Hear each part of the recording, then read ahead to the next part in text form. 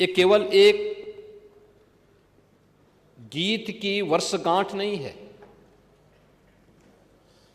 अपितु भारत माता के प्रति हमारे राष्ट्रीय कर्तव्य, सम्मान और सांस्कृतिक चेतना के पुनर्स्थापना का एक ऐतिहासिक अवसर भी हम सबके सामने है।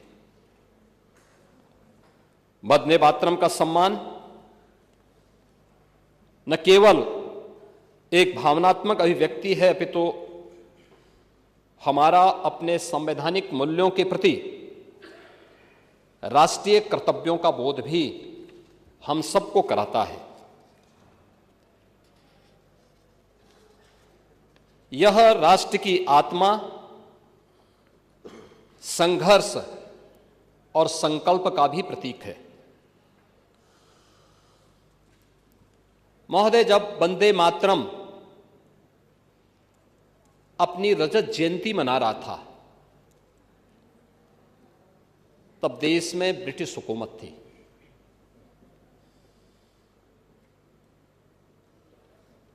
उस समय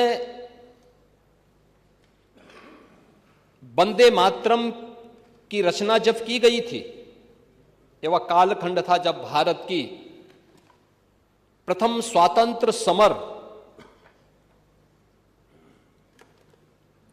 की विफलता के बाद बौखलाया हुआ ब्रिटिश हुकूमत दमन और अत्याचार की पराकाष्ठा पर पहुंच चुका था। यातनाएं दी जा रही थी। ब्रिटिश काले कानून के माध्यम से भारत की आवाज को रौंदा जा रहा था। लेकिन जब यह देश इसकी रजत जयंती मनाता, तब भी देश के अंदर ब्रिटिश हुकूमत थी। उस समय इस चेतना को आगे बढ़ाने का वक्त हमारे सामने आता और उस समय देश की आजादी के स्वर को आगे बढ़ाने का जो मंच था वह कांग्रेस थी। कांग्रेस ने 1996 में कांग्रेस के अधिवेशन में पहली बार गुरुदेव रविंद्रनाथ टैगोर ने इसे 1896 में अपना स्वर प्रदान किया था और यह पूरे देश के लिए एक मंत्र बन गया था। लेकिन जब यह देश वंदे मातरम की स्वर्ण जयंती मनाता, तब भी देश के अंदर ब्रिटिश हुकूमत थी। जब वंदे मातरम की शताब्दी महोत्सव का अवसर आया, तब जिस कांग्रेस के मंच से पहली बार वंदे मातरम का गान हुआ था, उस कांग्रेस ने देश के अंदर इमरजेंसी थोप करके संविधान के ही गले को दबाने का काम किया था।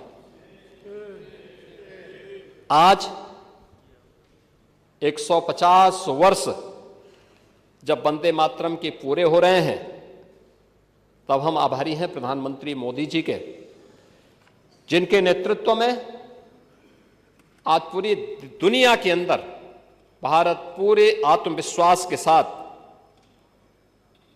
एक विकसित भारत की संकल्पना के साथ आगे बढ़ा है। जब तक जिन्ना कांग्रेस में थे, वंदे मातरम कोई निर्णायक विवाद नहीं था।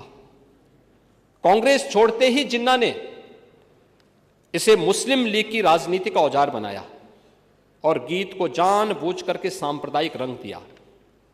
गीत वहीं रहा, लेकिन एजेंडा बदल गया।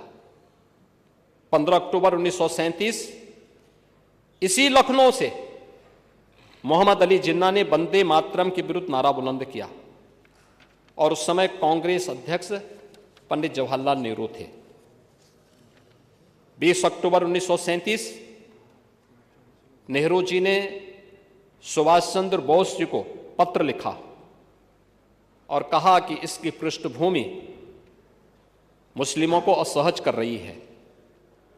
26 अक्टूबर 1937 को कांग्रेस ने गीत के अंश को हटाने का निर्णय लिया। कांग्रेस ने कुछ अंश हटाने का समझौता किया।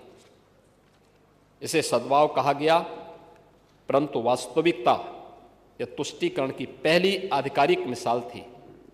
देशभक्तों ने इसका विरोध किया, प्रभात फेरियां निकाली। 17 मार्च 1938 को जिन्ना ने कहा कि गीत पूरी तरह बदला जाए और कांग्रेस प्रतिकार की बजाय मौन। परिणाम क्या हुआ?